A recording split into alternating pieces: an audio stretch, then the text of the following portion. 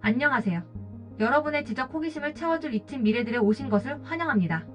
인류는 끊임없이 발전하고 진보해왔지만 그 과정에서 빛을 보지 못하고 사라진 수많은 기술과 아이디어들이 존재합니다.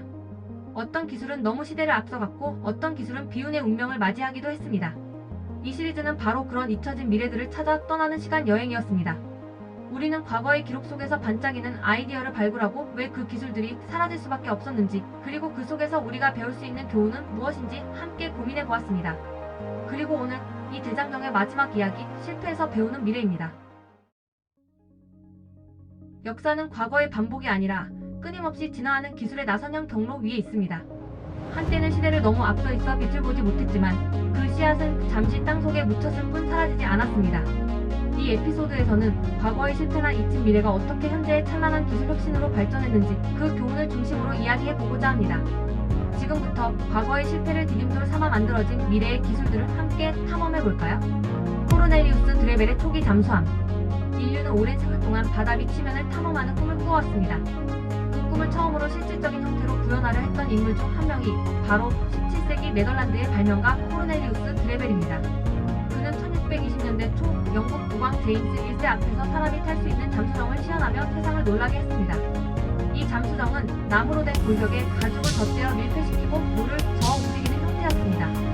드레벨은 이 잠수함을 튼튼항에서 여러 차례 잠항하는 데 성공했고 심지어 수미터 깊이까지 잠수할 수 있었다고 기록됩니다.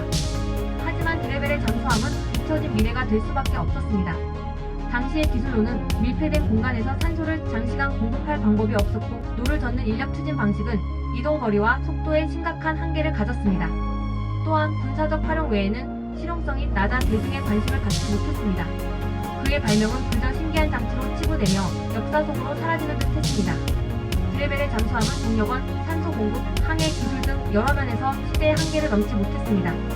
그러나 수중에서 밀폐된 공간을 이동한다는 그의 대담한 발상과 시도는 이후 수많은 발명가들에게 영감을 주었습니다. 18세기와 19세기를 거치며 스팀 동력과 전기 모터가 개발되고 20세기의 디젤 전기 및 원자력 추진 기술이 등장하면서 잠수함은 비약적인 발전을 이뤘습니다. 오늘날 잠수함은 해양 탐사, 해저 자원 개발, 그리고 국가 안보의 필수적인 첨단 기술로 자리 잡았습니다. 드레벨의 원시적인 잠수함은 현대의 정교하고 거대한 잠수함이 심해를 누비는 데 필요한 첫 번째 발걸음이었습니다. 복항송의 자동 인형과 현대 로봇 공학. 인간의 움직임을 모방하고 스스로 작동하는 기계를 만들려는 꿈은 고대부터 이어져 왔습니다. 18세기 프랑스의 발명가 자크 드 복항송은 이 꿈을 가장 정교하게 구현한 인물 중 한 명입니다. 그는 1730년대에 피리 부는 인형, 탬버린 치는 인형, 그리고 가장 유명한 오리 인형과 같은 자동 인형들을 제작하여 유럽 전역에 충격을 주었습니다. 특히 오리 인형은 먹이를 먹고 소화하며 배설하는 과정을 놀라울 정도로 사실적으로 묘사하여 당시 사람들을 경악시켰습니다. 이 인형들은 정교한 기억, 캠, 레버 시스템으로 미리 프로그램된 복잡한 동작을 수행했습니다. 그러나 복항송의 자동 인형들은 결국 대중에게는 신기한 장난감이나 예술 작품의 영역에 머물렀습니다. 당시 기술로는 대량 생산이나 실용적인 목적으로 활용하기에 너무 복잡하고 비용이 많이 들었으며 내구성도 부족했습니다. 정교함의 극치였지만 그 기능을 유지하고 발전시키기 위한 사회적, 기술적 토대가 미약했습니다. 그의 발명은 오락적 가치만을 인정받으며 산업혁명이라는 거대한 흐름 속에서 잠시 잊히는 듯 했습니다. 복항송의 자동 인형은 인간의 동작을 기계적으로 재현하려는 초기 시도였으며 프로그래밍 가능한 움직임과 메커니즘을 통한 복잡한 동작 구현이라는 핵심 원리를 보여주었습니다. 비록 당시에는 유의적인 목적에 그쳤지만 그의 발명품들은 현대 로봇 공학과 메카트로닉스의 초기 씨앗이 되었습니다. 오늘날 산업 현장의 자동화 로봇, 정교한 의료용 로봇, 심지어 인간과 상호작용하는 휴머노이드 로봇까지 이 모든 것은 복항송의 자동 인형이 탐구했던 기계적 제어와 움직임의 원리 위에 서 있습니다. 과거의 유의적인 자동 인형은 현재의 생산성을 혁신하고 미래의 삶을 변화시킬 로봇 기술의 조상인 셈입니다. 에어로젤의 긴 기다림과 미래 소재의 약속. 때로는 너무 일찍 발견되어 잠시 잊히는 기술도 있습니다. 1931년 스탠포드 대학의 사무엘 키슬러는 에어로젤이라는 혁신적인 물질을 발명했습니다. 이는 액체 성분을 공기로 대체한 고체로 얼어붙은 연기라는 별칭처럼 놀랍도록 가볍고 투명하며 탁월한 단열성을 지닌 물질입니다. 당시에는 과학계에 큰 반향을 일으켰지만 문제는 제조 과정이 복잡하고 비용이 많이 들며 물질 자체도 매우 취약하다는 점이었습니다. 대량 생산이 어려웠고 실제 적용될 분야도 마땅치 않아 에어로젤은 수십 년간 실험실의 신기한 물질로만 남아 있었습니다. 말 그대로 잊혀진 물질이 될 위기에 처했죠. 에어로젤은 엄청난 잠재력을 가지고 있었음에도 불구하고 당시의 제조 기술과 재료 공학 수준이 미치지 못해 상업화에 실패했습니다. 하지만 시간이 흐르면서 재료 과학자들은 에어로젤의 제조 공정을 개선하고 다양한 응용 분야를 찾아내기 시작했습니다.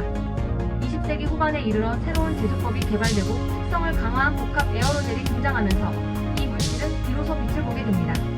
오늘날 에어로젤은 나사의 우주선 단열재, 고성능 의류, 건축용 단열재, 심지어 오일 유출 사고 처리 등 다양한 최첨단 분야에서 활용되고 있습니다. 에어로젤의 이야기는 뛰어난 아이디어만으로는 충분하지 않으며 재료 과학과 생산 기술의 발전이 그 잠재력을 현실로 만드는 데 필수적임을 보여줍니다. 미래의 초경량 구조물, 에너지 효율적인 건축, 그리고 극한 환경 탐사를 위한 핵심 소재로서 에어로젤의 역할은 더욱 커질 것입니다. 우리는 잊힌 미래들 시리즈를 통해 인류가 만들어냈지만 너무 앞서 있었기에 잊혀진 기술과 발명들을 조명했습니다. 기술은 직선으로 발전하지 않는다는 명제처럼 그 곡선 위에 숨어있는 사라진 미래들을 함께 탐험하는 여정이었죠. 우리가 만난 모든 잊혀진 미래들은 단순한 실패가 아니었습니다. 어떤 기술은 시대를 너무 앞서갔고 어떤 기술은 비운의 운명을 맞이하기도 했지만 그 속에는 오늘날의 기술 발전에 중요한 씨앗이 되었던 아이디어와 통찰이 숨겨져 있었습니다. 고대 컴퓨터의 꿈은 디지털 시대를 열었고 증기 자동 기계와 비행의 열망은 현대 로봇과 항공 기술의 개념적 초석을 다졌습니다. 또한 사라진 에너지 기술과 고대 건축의 지혜는 지속 가능한 미래를 위한 중요한 실마리를 제공하고 있습니다. 이처럼 과거에 잊혀진 미래들은 우리가 현재 중요한 문제들을 해결하고 지속 가능한 미래를 설계하는 데 여전히 유효한 지혜를 제공하고 있습니다. 가능성이 빛을 보지 못했던 운명, 그 속에는 유효한 가치와 교훈이 남아있으며 그것들은 다시 꺼내볼 가치가 있는 미래들입니다. 기술은 과학만으로는 완성되지 않습니다. 정치, 경제, 사회, 그리고 사람들이 그 기술을 받아들이고 의지가 함께해야만 비로소 그 가능성은 미래가 됩니다. 따라서 우리는 과거의 실패를 통해 배우고 현재의 한계를 넘어서 지혜를 얻으며 미래의 기술이 어떤 방향으로 나아가야 할지 끊임없이 고민해야 합니다. 어쩌면 오늘날 우리가 상상하는 미래의 혁신적인 기술 또한 500년 전의 노트 속에서 혹은 이름 모를 발명가의 시도 속에서 이미 그 씨앗을 품고 있었을지도 모릅니다. 이 잊혀진 기술의 세계를 탐험하는 여정을 통해 우리는 기술 발전의 진정한 의미를 되새겨 볼 수 있었습니다.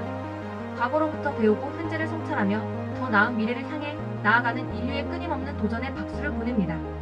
잊혀진 미래들과 함께한 시간 어떠셨나요? 이 여정을 계속 함께하고 싶으시다면 좋아요와 구독 그리고 알림 설정까지 부탁드립니다. 감사합니다.